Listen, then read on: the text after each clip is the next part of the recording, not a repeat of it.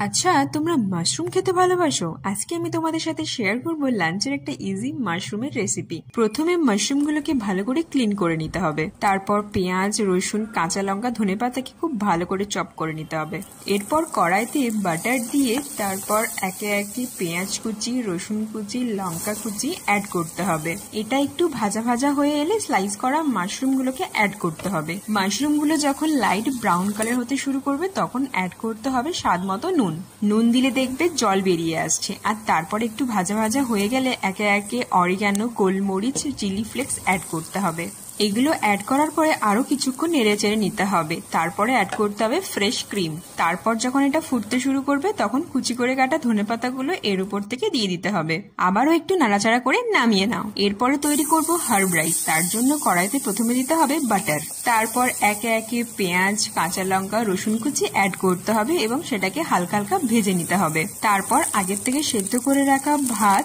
এটার সঙ্গে ভালো করে মিক্স করে নিতে হবে। এরপর ওপর থেকে গোলমরিচ, চিলি ফ্লেক্স, অরিগ্যানো অ্যাড করে কিছুক্ষণ নাড়াচাড়া করে নিয়ে ধনেপাতা কুচিগুলো দিয়ে দিতে হবে। তারপর আবারও কিছুক্ষণ নাড়াচাড়া করে নিয়ে নামিয়ে নাও। ব্যাস ready herb rice with creamy butter garlic mushroom. তোমরাও কিন্তু ট্রাই করে জানিও কেমন লাগলো এই ইজি লাঞ্চের রেসিপিটা। আজকের মতো টাটা।